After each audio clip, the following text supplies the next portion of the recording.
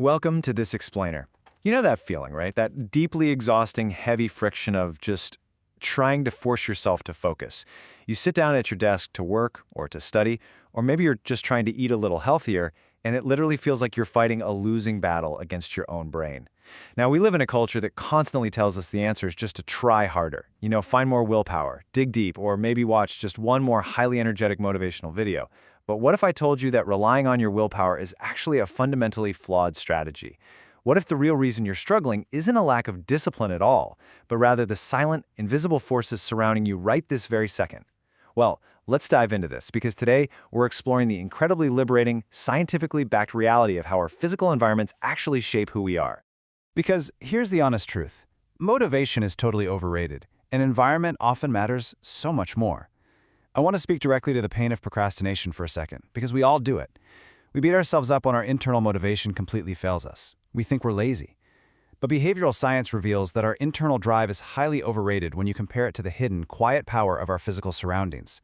See, we like to think we're making these conscious, deliberate choices all day long, but very often, we're actually just reacting to whatever is immediately in front of us. So let's look at part 1, the myth of motivation. Let's look at exactly why internal motivation fails us. And to do that, we're going to look at this absolutely fascinating study conducted by Dr. Anne Thorndike at Massachusetts General Hospital. She had this radical idea. She genuinely believed she could completely alter the eating habits of thousands of hospital staff and visitors without changing their willpower or their motivation in the slightest. In fact, her plan was to not even talk to them at all. So originally, the refrigerators sitting right next to the cafeteria cash registers only held soda. Dr. Thorndike simply added bottled water as an option to those exact same refrigerators. And then she placed some baskets of bottled water next to food stations throughout the rest of the room. Now, the soda was still there, right? But water was just made much more visually available. And the results were just staggering. Over the next 3 months, soda sales dropped, and the sales of bottled water skyrocketed by a dramatic 25.8%. Let that sink in for a second. Thousands of people completely changed their behavior. They made actively healthier choices, and nobody said a single word to them. There were no health campaigns, no motivational posters on the walls, nothing.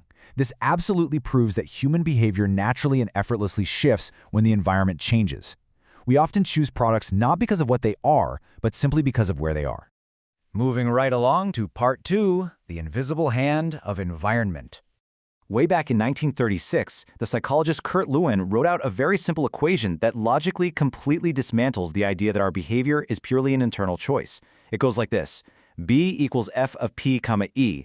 Basically, behavior is a function of the person in their environment. He mathematically proved that our actions are a direct product of our surroundings. And honestly, it didn't take long for business economists to realize this, discovering what they called suggestion impulse buying, which basically means you don't always buy things because you actually want them, you buy them because they are presented right at eye level or tucked at the end of an aisle where you literally can't miss them. So the crucial takeaway here is this: every single habit is context dependent. Despite our really unique, complex human personalities, certain behaviors just tend to arise again and again under certain environmental conditions. Think about it. When you walk into a church or a library, you naturally tend to whisper, right? When you walk down a dark, empty street in the middle of the night, you automatically act wary and guarded. The most common form of change isn't internal at all. It's external. We are constantly, silently being changed by the world around us. Which brings us to part 3, visual cues control behavior. To truly understand how this works, we kind of have to dive deep into human neuroscience. We perceive the whole world through sight, sound, smell, touch, and taste, and the human body has about 11 million sensory receptors in total. But here is the striking biological fact. Out of those 11 million, approximately 10 million are dedicated entirely to sight. 10 million. Some experts actually estimate that half of the brain's resources are used just on vision. Because we are so overwhelmingly dependent on what we see, visual cues are the absolute ultimate catalyst for our behavior. A tiny, almost unnoticeable change in what you see leads to a massive shift in what you do. Let me give you a great example. During the energy crisis of the 1970s, Dutch researchers decided to track energy usage in a suburb near Amsterdam. The houses were almost entirely identical except for one tiny architectural detail, where the electrical meter was located. Some houses had it hidden way down in the basement, others had it right upstairs, front and center in the main hallway. And guess what? The homeowners with the meters in the highly visible main hallway used 30% less electricity. 30%. Why? Because when the cue was obvious and incredibly easy to track, people effortlessly changed their behavior. It is dangerously easy for us to ignore hidden cues. Like, it's really easy not to practice the guitar when it's tucked away in the back of your closet. It's easy not to read a book when it's hidden on a shelf in the corner of the guest room. When the cues that spark a habit are subtle or tucked out of sight, we just don't do them, period. But obvious, front and center visual triggers, they draw our attention and practically force us into taking action. The author of our source text even notes his own personal struggle with buying apples, just putting them in the bottom crisper drawer of the fridge and then letting them rot. Sound familiar? But when he moved those same apples to a displayable right in the middle of the kitchen counter, he started eating them daily. It works almost like magic. Now, part 4, designing your space for success. Okay, so here's how you stop relying on your flimsy memory and start relying on physical placement instead. You need to make the cues for your preferred habits glaringly, unavoidably obvious. Want to remember to take your medication? Don't leave it in the cabinet. Put the pill bottle directly next to the bathroom faucet. Want to practice that guitar? Take it out of the case and put a stand right in the middle of your living room. Want to drink more water? Fill up a few water bottles each morning and physically place them in the common locations around your house where you spend time. You are literally designing a trap here, but a beautifully positive one for your future self. By systematically sprinkling these deliberate visual triggers throughout your surroundings, you drastically increase the odds that you'll naturally, almost accidentally, engage in positive behaviors. Think about smokers for a second. They have multiple cues, right? Driving a car, seeing a friend smoke, feeling stressed at work. You want to employ that exact same powerful strategy, but for your good habits. You want to make doing the right thing the absolute most obvious option in whatever room you're standing in. Which leads perfectly into part 5, one space, one use. But what about the deep, exhausting friction of modern environments? Let's talk about how our multi-purpose spaces and digital devices completely sabotage our mental clarity. See, over time, our habits don't just associate with a single isolated trigger, like a pill bottle on a sink.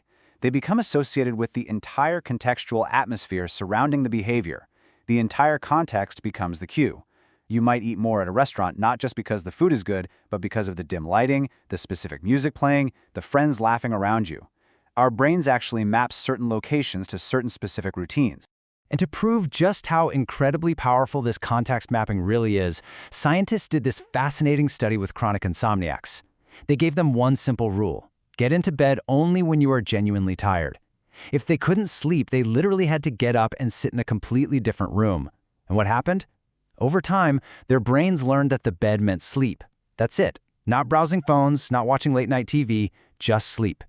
They completely retrained their brain's contextual associations, eliminated the surrounding distractions, and effectively cured their insomnia. And this brings us to the ultimate modern environmental sabotage: your smartphone. Modern tech is powerful precisely because it's a one-device-for-everything tool. But psychologically speaking, that is a chaotic mishmash of cues. When you open your phone, your brain literally has no idea if it's time to do deep work, to play a video game, to stress over an email, or to get a cheap dopamine hit from social media. It's a pocket-sized slot machine of competing contexts. We need to fight this modern chaos with a very simple mantra: one space, one use. Let's take the example of a writer who strictly segments his digital devices. He uses his computer only for writing, nothing else. He uses his tablet only for reading, and his phone is only for texting and social media. Every single habit has a dedicated home, so when he sits down at his computer, focus just comes automatically, because his brain isn't battling the environmental cues of Netflix or Twitter. If you want stable and predictable behaviors in your life, you absolutely need an environment that is stable and predictable. And finally, part 6, become the architect. It's time to really shift from feeling like a helpless victim of a hyper-distracting world to becoming a deliberate architect of your own reality. The core psychological truth we've uncovered in this explainer is that creating a stable, predictable environment where everything has a clear place is the foundational secret to building lasting consistency. Think about it. If you sleep where you work and you play video games where you study, your habits are always going to be fighting each other for dominance. But if you separate the contexts, you separate the behaviors. It's that simple. I really want to leave you with this incredibly powerful realization. Environment design allows you to actually take back control and become the architect of your life. Be the designer of your world and not merely the consumer of it. You do not have to be a victim of a world designed to exploit your attention. And you don't have to endlessly torture yourself by relying on pure, exhausting willpower either. You have the power right now to consciously design your physical and psychological spaces so that doing the right thing isn't a massive struggle. It's just the natural next step.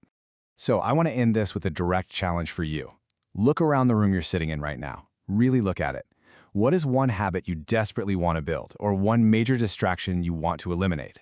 What single object are you going to move in your room today to design your environment for success? Take that guitar out of the closet. Put your phone in the other room. Change your visual field, and I promise you, you will change your life. Thanks so much for joining me on this explainer. Now go design your world.